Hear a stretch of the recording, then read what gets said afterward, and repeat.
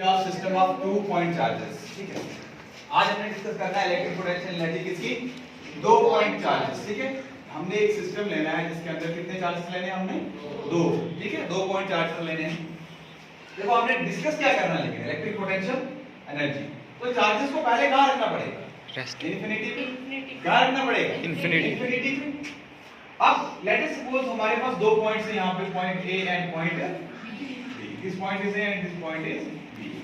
Initially starting में assume करना है कि दोनों के दोनों चार्जेस कहां पे हमारे, इन्फिनिटी। ठीक है, late us suppose this is q2 and this is q1। ये दोनों चार्जेस कहां हैं, इन्फिनिटी के। ठीक है, इन्फिनिटी पे है। अब हमने निकालना है इलेक्ट्रिक पोटेंशियल एनर्जी। ठीक है, इनकी इलेक्ट्रिक पोटेंशियल एनर्जी निकालनी है इन दोनों चार्जेस की वजह से। ठीक है, देखो कैसे निकालना है, दिमाग लगाओ।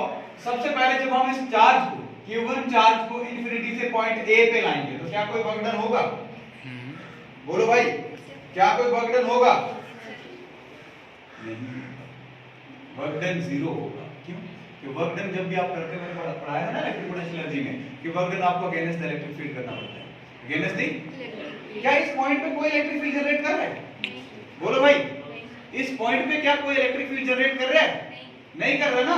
तो हमने सिंपली इस चार्ज को यहां से यहां लाना है। तो इन फर्स्ट केस जब हम q1 को क्या कर रहे हैं, q1 को जब हम कहां ला रहे हैं, point at point A, no work is done, no work is,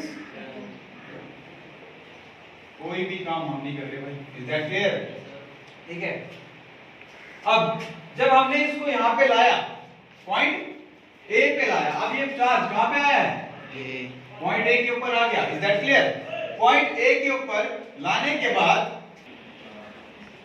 अच्छा, जब ये चार्ज हमारे पास पॉइंट ए के ऊपर आएगा, अब आपको पता है इस पॉइंट ए के ऊपर आने की वजह से चार्ज क्या क्रिएट करेगा, क्या क्रिएट करेगा, electric field. Let us suppose the difference between these two points is r12, r12, q12, क्योंकि मैंने चार्ज 1 को इस साइड रखा, चार्ज 2 को इस साइड लाऊंगा, लाया नहीं है, लाऊंगा। ठीक है, जब मैंने इधर इस पॉइंट को लाया, इस चार्ज को लाया, तो इस चार्ज की वजह से कुछ ना कुछ पोटेंशियल यहां पे होगा, इलेक्ट्रिक पोटेंशियल पॉइंट बी के ऊपर। इस चार्ज को मैंने यहां पे लाया, इसने क्या क्रिएट किया है, electric field. Is that clear. क्या क्रिएट की इसने, इलेक्ट्रिक फील्ड। ठीक है, तो इलेक्ट्रिक फील्ड की वजह से इस बी पॉइंट के ऊपर कुछ ना कुछ क्या होगा, पोटेंशियल, इलेक्ट्रिक पोटेंशियल। वो इलेक्ट्रिक पोटेंशियल किसके बराबर होगा भाई, ठीक है, electric potential at point B due to Q1 charge, ठीक है, is given by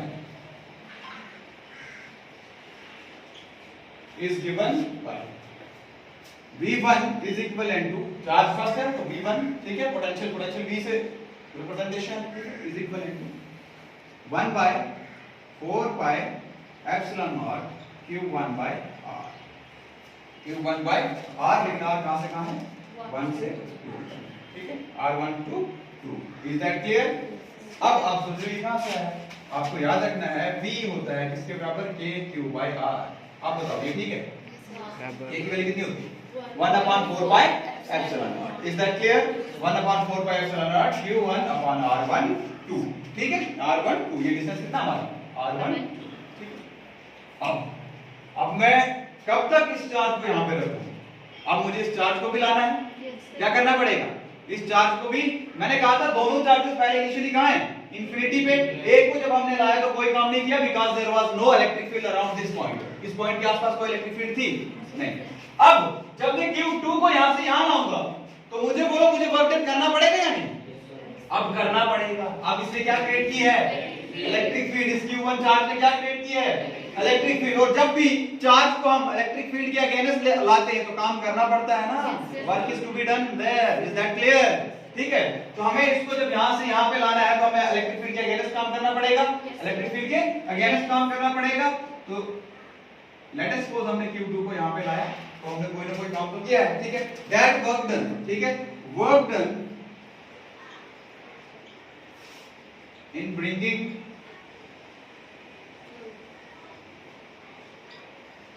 Q2 charge at point B is given by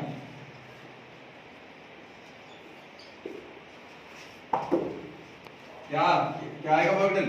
work done क्या आएगा भाई? अब अगर देखो वर्क डन डायरेक्ट हो आपको याद नहीं रहेगा कि कैसे निकालना, ठीक है कोई बात नहीं, आप पोटेंशियल के फॉर्मूले से निकाल सकते हो। पोटेंशियल क्या होता है? Work done per unit charge, work done per unit charge, वो पोटेंशियल के बराबर होता है। तो यहां से अगर वर्क डन निकालना है तो किसके बराबर आएगा? V into Q, V into Q, ठीक है। लेकिन अब ध्यान से देखना, W is equal to V, V कौन सा है? पोटेंशियल किसने क्रिएट किया यहाँ पे? चार्ज फर्स्ट ने। बोलो भाई, मैंने बोला था ना दिस, इधर मैं लिखवाया भी है, electric potential at point P, at point P due to Q1, ठीक है। तो कौन सा लिखना पड़ेगा? V1, क्या लिखना पड़ेगा? V1, ये है ना V, तो V के जगह क्या लगाना पड़ेगा साथ में? V1। चार्ज किसको लाया भाई हमने? किस चार्ज को लाया? Q2 चार्ज को, तो Q। Any problem till here? Any problem? No sir. Okay. Put the value. Let us suppose this is equation number first, and this is equation number second. Put the value of V1 from first in. Put the value of what? Of V1 from first in second, ठीक है। First में से V1 की value डाल दो किसके अंदर? Second के अंदर, ठीक है, सेकंड इक्वेशन के अंदर। So we will get work done is equal to 1 by 4 pi epsilon naught Q1 Q2 by R1। Is that clear? Is that clear? Q1 Q2, क्योंकि आपने देखा यहाँ पे हमारे पास V1 की वैल्यू कितनी थी? 1/4 pi epsilon naught Q1, इसके साथ मल्टीप्लाई में क्या है? Q2 है, ठीक है, तो लगा दिया साथ में मल्टीप्लाई में Q2। Is that clear? R12 भी है ना इसका वैल्यू, तो ये सारी वैल्यू जो अपान में जो मल्टीप्लाई में वो मल्टीप्लाई में। Any problem Jatin? Any problem? पक्का किसी भी पॉइंट पे, ठीक है। तो अब आपको पता है जब भी हम इन चार्जेस के ऊपर against the electric field work करते हैं तो वही वर्क स्टोर होता है in the form of potential energy, ठीक है। तो यही इलेक्ट्रिक पोटेंशियल एनर्जी हमने निकाली थी ना, ठीक है। तो क्या मैं इसको लिख सकता हूँ? U, that is potential energy, is equal to 1/4 pi epsilon naught Q1 Q2 upon R1। This will be the electric potential energy of system of 2 point charges. ये इलेक्ट्रिक पोटेंशियल एनर्जी स्टोर हुई होगी भाई इनके अंदर। Is that clear? Any doubt?